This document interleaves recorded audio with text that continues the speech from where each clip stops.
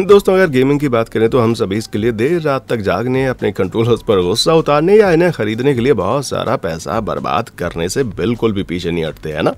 इसके बाद हमें लगता है कि हमने गेमिंग की सारी हदें पार कर दी हैं। हालांकि एक आम गेमर की हरकतें कम्युनिटी के कुछ ऐसे जुनूनी, बेलगाम और क्रेजी सदस्यों की तुलना में कुछ भी नहीं है, जो वीडियो गेम्स को अविश्वसनीय और कभी कभी अजीबोगरीब तरीके से लिमिट क्रॉस करते हुए आगे बढ़ते जाते हैं। तो आज हम ऐसे गेमर्स का रुख करके उनके सबसे अजीब कंट्रोलर, सबसे अविश्वसनीय रणनीति और सबसे अजीब सेटअप की जांच करने वाले हैं और ऐसे लोगों से मिलने वाले हैं जो गेमिंग को एक अलग लेवल पर लेकर गए और उसके लिए सारी हदें भी पार कर चुके हैं।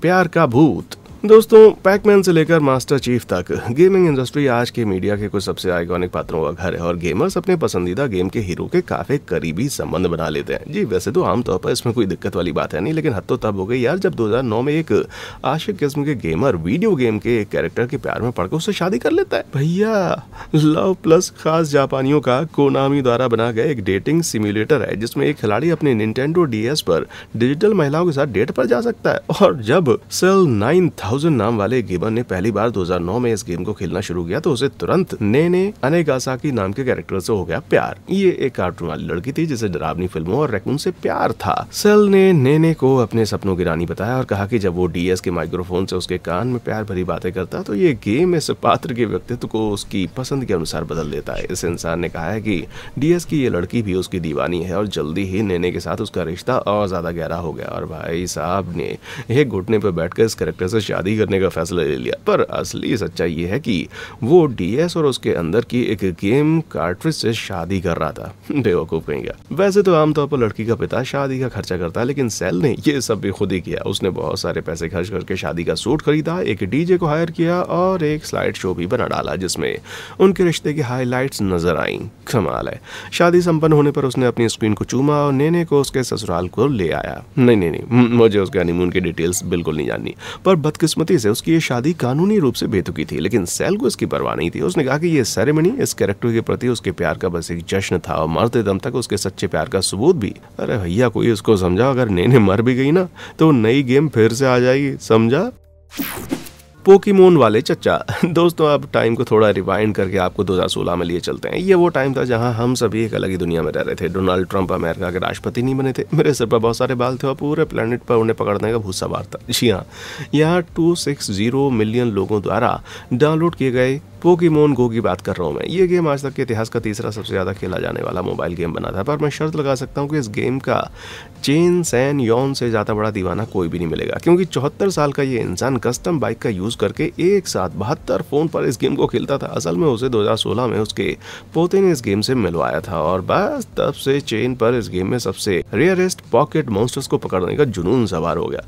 उसने अपने चांसेस को बढ़ाने के लिए अनगिनत फोन्स का इस्तेमाल किया। वो अपना खाली समय ताइवान के न्यू ताइपे शहर में साइकिल चलाकर ज्यादा से ज्यादा पोकेमोन पकड़ने में बिताता है। दोस्तों सोचो चेन के सभी फोन कितने ज्यादा बिजली का इस्तेमाल करते होंगे और वो उन्हें पिकाचू की पावर से भी चार्ज नहीं कर सकता। बस इसी दिक्कत को खत्म करने के लिए उसने अपनी बाइक में एक हैवी ड्यूटी पावर पैक लगवाया ताकि वो आराम से सभी फोन को चार्ज रखकर पूरे दिन सड़कों पर घूम सके। उसका कहना है कि वो अपने शौक के लिए हर दिन महीने $1000 खर्च करता है। वो फोन को इंटरनेट डेटा से लैस रखने के साथ साथ इन ऐप पोके बॉल और पावर अप खरीदने के लिए ऐसा करता रहता है। चेन हर दिन पोकेमोन गो खेलता रहता है, लेकिन दुख की बात यह है कि 2022 में स्ट्रोक के चलते उसे इस गेम से 6 महीने के लिए ब्रेक लेना पड़ा। खुशी की बात यह है कि चेन ने ठीक होकर फिर से गेम खेलना शुरू कर दिया, लेकिन दुख की बात यह है कि उसे अपने फोन के भार को थोड़ा घटाना पड़ा, क्योंकि अब वो एक बार में सिर्फ 25 फोन ही संभाल सकता है। लेकिन ये फिर भी एक आम खिलाड़ी से 25 गुना ज्यादा प्रभावशाली है और ये कहना एकदम सही रहेगा कि बाद जब पोकेमोन गो खेलने की हो ना तो इस गेम का चेन से बड़ा और कोई दूसरा धुरंधर खिलाड़ी नजर नहीं आता।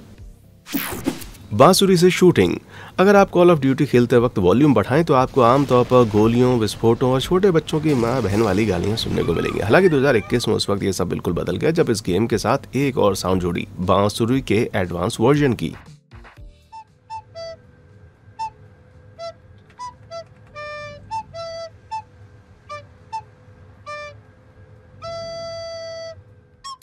हम में ज्यादा लोग एक बांसुरी को छोटे बच्चे द्वारा बजाई गई ऐसी बेसुरी धुन के साथ ही जोड़ेंगे, है ना।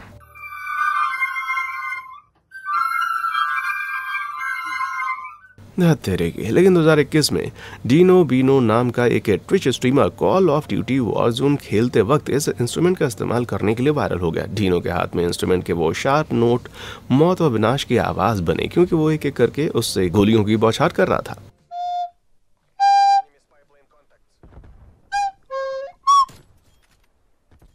Let's go!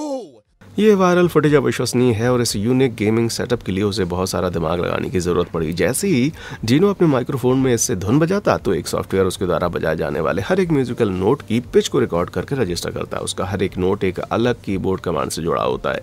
फॉर एग्जाम्पल, जब उसका सॉफ्टवेयर पहचानता है कि वो सी नोट बजा रहा है तो ये उसके पीसी द्वारा उसके माउस पर लेफ्ट क्लिक के रूप में रजिस्टर किया जाता, जो डीनो के इस गेम कैरेक्टर को उसकी बंदूक से गोली चलाने का ऑर्डर देता है।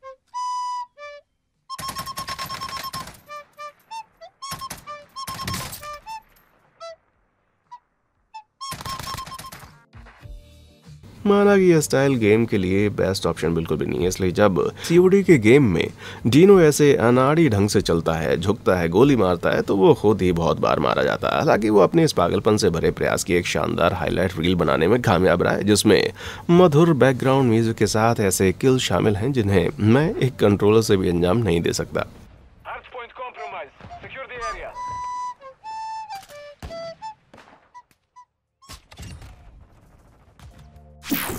अ victory dance.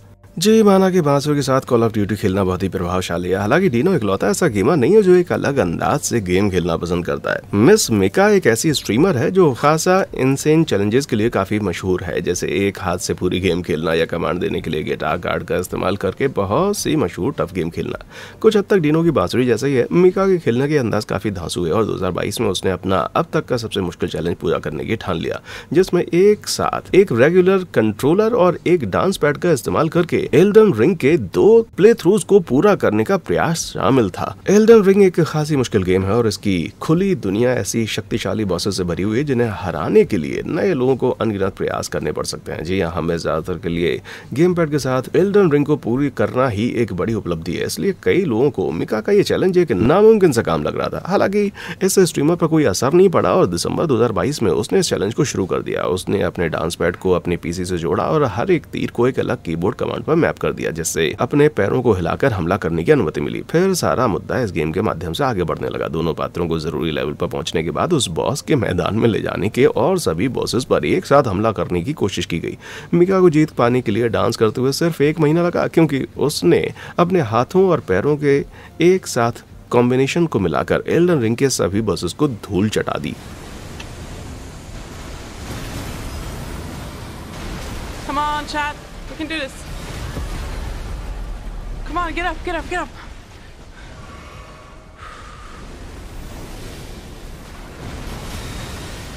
Come on, yes, yes, yes, yes, yes, yes.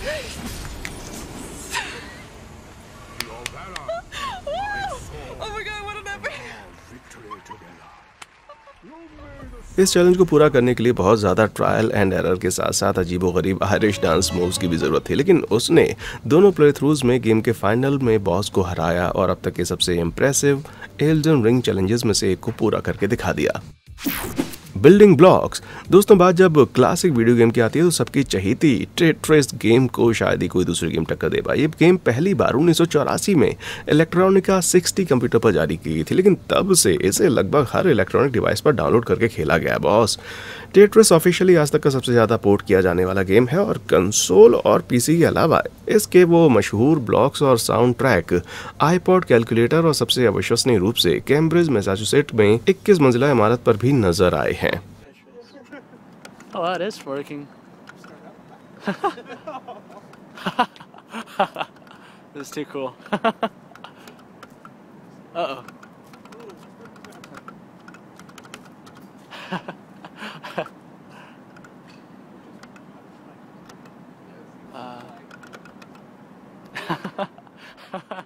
ये क्लिप MIT में फिल्माई गई थी। वो कॉलेज जो दुनिया के कुछ सबसे बुद्धिमान छात्रों, इसके साथ साथ कुछ सबसे शानदार हैकर्स का भी घर है। टेट्रिस का ये विशाल गेम 2012 में इस कैंपस की सबसे ऊंची इमारत पर दिखाई दिया और ये गेम वायरलेस तरीके से पास के जॉयस्टिक से जुड़ा हुआ था, जिससे पैदल चलने वाले लोगों को 295 फीट की इस आर्केड मशीन पर खेलने का मौका मिला। जैसा कि आप समझ गए होंगे कि इस प्रोजेक्ट के लिए बहुत सारी प्लानिंग की जरूरत पड़ी और अविश्वसनीय रूप से MIT के छात्रों ने पहली बार 1993 में कैंपस में एक ऐसा विशाल टेट्रिस बनाने का आइडिया सामने रखा। पर उस वक्त उनके पास इसको अंजाम देने के लिए जरूरी तकनीक नहीं थी, लेकिन 2 दशक के बाद छात्रों के पास एक अज्ञात समूह ने इस भूले बिसरे प्रोजेक्ट को लेकर खुद इसे पूरा करने का फैसला किया। नई तकनीक और कोडिंग तकनीकों से लैस ये छात्र इमारत की 153 खिड़कियों को LED रोशनी से भरने में सक्षम थे, जिन्हें उन्होंने जॉयस्टिक से कनेक्ट करके गेम को चलाने के लिए प्रोग्राम किया। आपको भले ये आसान काम लगे, लेकिन इन छात्रों को कथित तौर पर इस एक्स्ट्रा करिकुलर प्रोजेक्ट को पूरा करने के लिए 4 साल लग गए, जिसमें हर रात 10 बजे से सुबह 5 बजे तक 2 महीने का पीरियड शामिल था। अपनी डिग्री हासिल करने के दौरान लंबे समय तक ऐसे काम करना काफी मुश्किल होता है। हालांकि जब 2012 में गेम प्रदर्शित की गई तो उनकी सारी मेहनत रंग लाई, क्योंकि बड़े आकार की आर्केड मशीन पर खेलने के लिए ढेरों छात्र इमारत में जमा हो गए। ये प्रोजेक्ट शानदार ढंग से पूरा हुआ और बाकी गेमर्स ने भी टेट्रिस के बहुत से विशाल वर्जन बनाने के लिए इसी तरह की तकनीक का इस्तेमाल करके MIT के हैकर्स से प्रेरणा ली। इन गेमों को खेलने वाले लोगों के वीडियो देखने में अविश्वसनीय लगते हैं। हालांकि मुझे यकीन है कि इस बिल्डिंग में काम करने वाले लोग इस हैक से खासा खुश तो नहीं हुए होंगे। लंबी गेम के शौकीन दोस्तों, कभी कभी आरामदायक जगह पर अपने मन पसंदीदा गेम खेलने से बेहतर कुछ भी नहीं होता, भले ही इससे आपके अंगूठों में दर्द होने लगे, आपकी आंखें जलने लगे। हालांकि बिंज गेमिंग को नेक्स्ट लेवल पर ले जाना बिल्कुल नामुमकिन सा लगता है, पर है नहीं। और कुछ गेमर्स अपने सेहत को खतरे में डालकर कोई ब्रेक लिए बिना कई दिनों तक गेम खेलते रहते हैं, जैसा कि 2015 में घटी इस कहानी में शामिल लोगों ने किया था। और इसमें हर इंसान की पसंदीदा मोबाइल गेम कैंडी क्रश शामिल थी। उस साल LA के एक अस्पताल में एक 29 साल का आदमी आया जो अपने फोन पर खेलने के बाद अंगूठे में दर्द की शिकायत लेकर पहुंचा। उस पेशेंट ने बताया कि वो लगभग 8 हफ्तों से हर दिन पूरे दिन कैंडी क्रश खेल रहा था, जहां वो अपने लेफ्ट हाथ का इस्तेमाल कैंडी पर स्वाइप करने के लिए और अपने राइट का इस्तेमाल खाने पीने के लिए कर रहा था। 8 हफ्तों की इस बेलगाम गेमिंग के दौरान उस इंसान ने ढेर सारी कैंडी के साथ साथ अपना अंगूठा भी क्रश कर डाला था, क्योंकि डॉक्टर्स ने उसे बताया कि इतनी गेम खेलने से उसका अंगूठा टेंडन टूट गया है। चोट इतनी गंभीर थी कि उसे गेम की डिजिटल जेली बीन्स को पेन किलर में बदलने पर मजबूर होना पड़ा, क्योंकि उसे अपने टेंडन को रिकंस्ट्रक्ट करने के लिए सर्जरी से गुजरना पड़ा, जिससे वो फिर से अपने अंगूठे का इस्तेमाल कर पाया और शायद इसी से उसने ऐप भी डिलीट कर दी हो। पर जनाब, ये कहानी जितनी भी अजीब लगे, लेकिन वो इकलौता ऐसा इंसान नहीं है जो कि डिजिटल लॉन्ग गेम को इतना एक्सट्रीम ले गया हो। 2011 में जॉर्डन वेन लॉन्ग नाम के एक इंसान ने आज तक के सबसे मुश्किल गेमिंग सेशन में से एक की शुरुआत की, जिसमें लगातार 7 दिन the Lord of the rings online खेलना था। एक छोटे से बॉक्स में बंद रहना और पूरे अमेरिका में घुमाया जाना शामिल था। ये पागलपन का काम लगता है, लेकिन हर पागलपन की कोई ना कोई वजह जरूर होती है। असल में जॉर्डन कोई गेमर नहीं, बल्कि वो तो एक परफॉर्मिंग आर्टिस्ट है, और उसके लिए ये विचित्र गेमिंग एक एडवेंचर वाला आर्ट था भाई। जॉर्डन ने इस छोटी जगह के अंदर रहकर ही बाल्ड नॉब आर्कांसस से पोर्टलैंड ऑरेगन तक की यात्रा की, और यहाँ मेरे गेमिंग सेशन आमतौर पर पिज्जा से भरे होता है। वहीं जॉर्डन ने अपनी 2000 मील की यात्रा में बस 28 प्रोटीन बार खाए और 4 गैलन पानी पिया। अगर ये आपको एक्सट्रीम नहीं लग रहा तो सुनिए, जब जॉर्डन को इस पानी से जोर का पेशाब आता तो वो इसे एक जार में कर दिया करता, जो पूरी यात्रा के दौरान उसके साथ मौजूद रहा। 7 दिनों की ड्राइविंग के बाद इस बॉक्स को पोर्टलैंड में 1430 गैलरी में पहुंचाया गया, जहां जॉर्डन को एक एग्जीबिशन के हिस्से के रूप में एक क्रेट से रिलीज किया गया। लेकिन जॉर्डन ने इसे सिर्फ शौक के तौर पर नहीं किया था। उन्होंने कहा कि उन्होंने PTSD के बारे में जागरूकता बढ़ाने के लिए इस परफॉर्मेंस को बनाया था, जहां वो खास तौर से दिखाना चाहते थे कि कैसे PTSD से पीड़ित लोग वीडियो गेम खेलकर खुद को अलग रखकर एक रियलिटी से छिपते रहते हैं। वो सिर्फ ऑनलाइन स्पेस से बाहरी दुनिया से बातचीत करते हैं, जो निश्चित रूप से एक अच्छा कॉज है। हालांकि मेरे अंदर का गेमर कहता है कि जॉर्डन बिना रोक टोक के secretly in game XP boost week का ज्यादा मजा लेना चाहता था, है ना। ब्लॉग बनेगा दूल्हा। दोस्तों, मुझे आपका तो नहीं पता, लेकिन मैं चाहे कितने भी नए गेम खरीदूं, पर मैं हमेशा वही पुराने गेम बार बार खेलना पसंद करता हूं। 17वीं बार द लास्ट ऑफ अस खेलना एक बात है, लेकिन कुछ गेमर्स बाकियों की तुलना में अपने पसंदीदा गेम के साथ कुछ ज्यादा ही गहरा रिश्ता बना लेते हैं। फ्लोरिडा की 20 साल की नूरुल महजबीन हसन के अलावा कोई भी इस बात को नेक्स्ट लेवल पर नहीं ले जा पाता।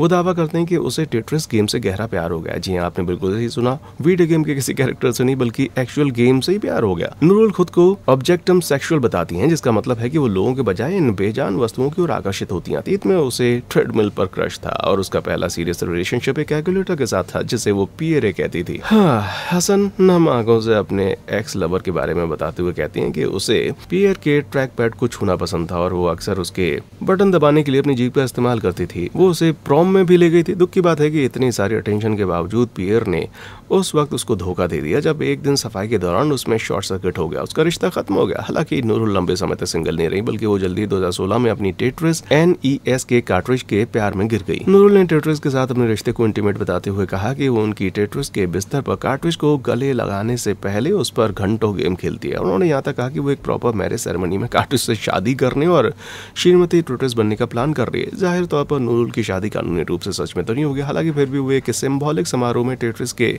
प्रति अपने प्यार का इजहार तो करना ही चाहती है। सच कहूँ तो वो एक एल ब्लॉक पेंट कोट में बिल्कुल भी नहीं जचता, पर टेट्रिस में एक लाइन को साफ करने से आपको जो चरम सुख मिलता है ना, वो इनकी हेल्दी मैरिज के लिए मस्त रहेगा, है ना। Distracted dispatcher. अपने रेतीले समुद्र तटों और करोड़पति हवेली के साथ साथ फ्लोरिडा पाम बीच एक बहुत ही आरामदायक जगह है। हालांकि 2015 में पाम बीच के शेरिफ ऑफिस में एक पुलिस डिस्पैचर को काम पर कुछ ज्यादा ही रिलैक्स करते पाया गया जब उसे इमरजेंसी पर रिस्पॉन्ड करने के बजाय अपने फोन पर गेम खेलते हुए पकड़ा गया। अक्टूबर 2015 में डिस्पैचर चार्ल्स एम मॉरिस ने एक मोबाइल गेम खेलते समय 911 कॉलर को 40 मिनट तक होल्ड पर रखा। बाद में पता चला कि कॉल करने वाला हिट एंड रन दुर्घटना में शामिल था, लेकिन पुलिस से रिस्पांस मिलने के बजाय उसे ठेंगा मिला क्योंकि चार्ल्स ने अपने फोन पर ध्यान रखते हुए उसे इग्नोर कर दिया। एक जांच में इस तथ्य का खुलासा हुआ कि उसी महीने उन्होंने एक शूटिंग स्थल पर अधिकारियों को भेजने के लिए लगभग 10 मिनट इंतजार कराया क्योंकि वहां वो कोई ठोस कदम उठाने के बजाय फोन पर गेम खेलने में बिजी थे। चार्ल्स ने उस शेरिफ ऑफिस में 11 सालों तक काम किया और अविश्वसनीय रूप से उसे ऐसी लापरवाही के बावजूद नौकरी से नहीं निकाला गया। इसके बजाय पुलिस विभाग ने उन्हें कम जिम्मेदारी वाली नौकरियों पर डिमोट कर दिया जिससे वो जनता की सुरक्षा और सेवा करना जारी रख सकें, या सीधे कहूँ तो वो क्लैश ऑफ क्लैंस में अपनी बस्ती की रक्षा करना जारी रख सकें, जबकि बेचारे पाम बीच के टैक्स पेयर्स बेवजह उसकी सैलरी का भुगतान करें।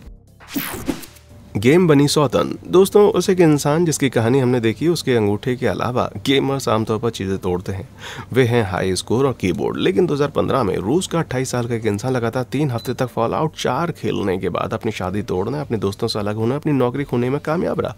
जब फॉल आउट 4 नवंबर 2015 में रिलीज हुआ तो वो आदमी पोस्ट एपोकलिप्टिक RPG का इतना आदी हो गया कि उसने काम पर जाने के साथ साथ अपने दोस्तों और अपने परिवार को नजरअंदाज करना शुरू कर दिया। डेथ क्लॉज को मारने, बोतल के ढक्कन इकट्ठा करने और बमुश्किल सोने के 3 हफ्ते के बाद गेमर ने वो डिजिटल बंजर भूमि छोड़ दी, लेकिन तब तक उसके जीवन में विस्फोट हो गया था जिसका नतीजा काफी बुरा हुआ। जब तक उसकी गेम की लत खत्म हुई तब तक उसे काम से निकाल दिया गया, उसकी पत्नी चली गई और उसके दोस्तों ने उसे नाता तोड़ दिया। यह सब उसकी गेमिंग के लत के कारण हुआ। उस आदमी को काफ़ी अंदर से टूटा हुआ महसूस हुआ, लेकिन गेम के तोड़ने या अपनी पत्नी से माफ़ी मांगने के बजाय उसने एक अलग रास्ता चुना। उसने फॉल आउट के डेवलपर्स बेथेस्डा पर मुकदमा दायर किया। उस इंसान ने दावा किया कि बेथेस्डा ने उसे इमोशनल स्ट्रेस दिया, ये तर्क देते हुए कि अगर उसे पता होता कि फॉल आउट इतना एडिक्टिव है तो उसको कभी खरीदता ही नहीं। उसने बेथेस्डा से लगभग $7,000 का हर्जाना मांगा और यहाँ उसके वकीलों ने उसे जीतने का वादा किया। वहीं उस समय कानूनी विशेषज्ञों ने टिप्पणी की, ये मामला कोर्ट में नहीं टिकेगा। दुर्भाग्य से स्पष्ट नहीं है कि वो इंसान केस जीता या हारा क्योंकि इस पर कोई पब्लिक अपडेट नहीं है। लेकिन जो भी हो, मुझे नहीं लगता कि एक्स्ट्रा $7,000 होने के बावजूद वो अपनी पत्नी, नौकरी या ये सब कुछ वापस पाने में कामयाब रहा होगा। पर चलो, कम से कम वो गेम का डॉग भी उसके साथ रहेगा, है ना। गेम नहीं तो स्क्रीन नहीं। अगर आपने कभी ऑनलाइन गेमिंग में वक्त बिताया है तो आपको ज़रूर पता होगा कि कुछ गेमर्स हमेशा अपने कंट्रोलर को दीवार पर फेंकने से बस सिर्फ एक हाथ दूर होते हैं। जब आप घर पर खेलते हैं तो गुस्से के ये दौरे आमतौर पर हार्मलेस होते हैं, लेकिन कि इसमें आप सिर्फ चीज़ों का ही नुकसान पहुंचाते हैं। हालांकि चीन में इंटरनेट कैफ़े में कंप्यूटर गेमिंग काफ़ी लोकप्रिय है और आमतौर पर गेमर्स को PC और कीबोर्ड का इस्तेमाल करते हुए देखा जाता है जो असल में उनके अपने नहीं होते। 2017 में लानजाऊ एक गेमर एक कैफ़े के एक सेक्शन के बीच में था कि तभी वो लीग ऑफ लेजेंड्स का एक गेम हार गया अपनी बेकार टीम की वजह से। लेकिन ब्रेक लेने के बजाय गेमर ने गेम में ही अपना सिर घुसाने का फैसला कर लिया, और वो भी सच में। उसने स्क्रीन को पकड़ा और तब तक उस पर सिर मारता रहा जब तक कि उसका सिर लहूलुहान नहीं हो गया और उसमें सर घुसना गया। गेमर ने उस मॉनिटर को पूरी तरह से तबाह कर दिया, लेकिन स्क्रीन ने पूरा बदला लिया। और जब कैफे के कर्मचारियों ने उस आदमी के सिर को स्क्रीन से निकाला, उसको गंभीर चोटें आई, अस्पताल भेजना पड़ा। ऐसी बेवकूफ़ी का मतलब था कि उसे फिर कभी गेमिंग कैफे में नहीं घुसने दिया जाएगा। वैसे मैं सच कहूँ तो इसी में उसकी भलाई है, या फिर उसको हेलमेट पहनकर गेम खेलना चाहिए। एक जहरीला रिश्ता। जून 2019 में साक डोआन जुआन नाम का एक 29 साल का गेमर देर रात तक शराब पीने के बाद थाईलैंड के ससाकेट में अपने परिवार के पास वापस में आ गया। साक को मोबाइल गेम की बुरी लत थी, इसलिए चुपचाप बिस्तर पर जाने के बजाय उसने अपने फोन का वॉल्यूम बढ़ाया और कुछ गेम खेलना शुरू कर दिए, जिससे उसके माता पिता जाग गए। जैसे उसके सौतेले पिता हंगामे की जांच करने के लिए आए तो उनमें एक बहस शुरू हो गई, जिसके चलते साक के पिता ने वाईफाई बंद कर दिया। ये देखते हुए कि साक की मनपसंद गेम वाईफाई पर निर्भर थी तो कहने की जरूरत नहीं है कि इसका अंजाम अच्छा नहीं हुआ, और इसलिए गेमर ने घर की दीवारों पर तब तक लात घूंसे चलाना शुरू कर दी तब तक कि हार कर थक कर उसको नींद नहीं आई। अगली सुबह जब परिवार नाश्ते के लिए उठकर बैठा तो जैसा कि लड़ाई खत्म हो गई है, साक की मां कुएं से पानी लेने के लिए बगीचे में गई। हालांकि जैसे ही साक की मां कुएं के पास पहुंची तो उसने पानी में एक अजीब सा पाउडर तैरता हुआ देखा। बहुत सारे सोच विचारों को जांच करने के बाद उसे पता चला कि वाईफाई बंद करने के चलते अपने माता पिता से बदला लेने के लिए सैक ने सुबह बगीचे में घुसकर अपने परिवार के कुएं को जहरीले कीटनाशकों से भर दिया था। आश्चर्यजनक रूप से साक ने आखिरकार ये बात कबूल कर ली। डर के मारे साक के माता पिता ने पुलिस को बुलाया और उनके बेटे को अधिकारियों ने तुरंत पकड़ लिया कि मैंने जहरीले गेमर्स के बारे में सुना है, लेकिन अपने माता पिता को जहर देने की कोशिश करने के बाद साक ने सबको पीछे छोड़ दिया। ये एक चमत्कार है कि उसकी मां ने समय रहते जहर को पहचान लिया और वो अपने बेटे के जाल से बच गई। एक क्रेजी कलेक्शन। क्या आपको पोकेमॉन गो के प्रति जुनूनी चेन सैन यॉन याद है, जिनसे हम पहले मिले हैं? खैर वो इकलौता गेमर नहीं है जिसके पास कलेक्टिंग करने का ऐसा अजीब सा जुनून है। लिटलटन कोलोराडो के 42 साल के ब्रेट मार्टिन से मिले, जो कि ऑफिशियली पूरी दुनिया में वीडियो गेम की यादगार वस्तुओं के सबसे बड़े कलेक्टर हैं। ब्रेट के पास 8030 से ज्यादा कलेक्टेबल वस्तुएं हैं जिन्हें वो अपने तथाकथित यादगार म्यूजियम में रखता है, जो उसके घर का एक छोटा सा कमरा है, पूरी तरह से रेयर आइटम से भरा हुआ। ये कमरा रंगों का मुरब्बा जैसा लगता है। हालांकि ब्रेट के कलेक्शन की शुरुआत काफी छोटी थी। जब उनके माता पिता ने उन्हें 1989 में एक छोटी सुपर मारियो मूर्ति थी, वो पहली चीज ब्रेट को एक पूर्ण विकसित कलेक्टिबल एडिक्ट बनाने के लिए काफी थी, जिससे गेमर पर मारियो, जेल्डा और पोकेमॉन जैसे प्रतिष्ठित खेलों के लिए यादगार वस्तुएं खरीदने का लाइफ लॉन्ग जुनून सवार हो गया। जैसा कि आप समझ चुके होंगे, इतना बड़ा संग्रह इकट्ठा करना काफी महंगा है। हालांकि वो अपने शौक पर खर्च करने वाली राशि को सीमित रखता है। ब्रेट ने कहा कि वो अपना बजट प्रति आइटम $500 से कम रखने की कोशिश करता है, लेकिन वो उस कलेक्टिबल वस्तु के लिए $800 तक का भुगतान करने के लिए तैयार है, जो विशिष्ट रूप से रेयर हो। ब्रेट के पूरे संग्रह की कीमत वर्तमान में $1 लाख से अधिक है और 2012 में अपने जुनून के लिए उन्होंने जो भी समय और पैसा समर्पित किया उसका फल मिल गया, जब उन्हें आधिकारिक तौर पर गिनीज वर्ल्ड रिकॉर्ड दिया गया। ब्रेट ने 2013 Guinness world records gamer edition में एक स्थान अर्जित किया, जो उन्हें अपने संग्रह में जोड़ने के लिए एक नई अमूल्य वस्तु से पुरस्कृत किया गया, एक शील्ड जो आधिकारिक तौर पर उन्हें अब तक के सबसे महान गेमिंग मेमोरेबिलिया कलेक्टर का किंग बनाती है। अब आप कहेंगे कि गेमिंग इंडस्ट्री और इसके आइकॉनिक कैरेक्टर के प्रति उसका प्यार बेतुका है, लेकिन आज हमने जिन बाकी क्रेजी गेमर्स को देखा है ना, उसकी तुलना में ये कहना उचित होगा कि ब्रेट का मामला बाकियों की तुलना में थोड़ा ज्यादा बढ़िया है ना। खैर, इसके साथ ही अब समय आ गया है कि हम अपना पीसी बंद करें, अपने कंसोल को अनप्लग करें और बाहर जाकर ताजी हवा लें। लेकिन इनमें से किस गेमर ने आपको सबसे ज्यादा चौंकाया, प्रभावित किया? मुझे नीचे कॉमेंट सेक्शन में आकर बताएं। और देखने के लिए शुक्रिया।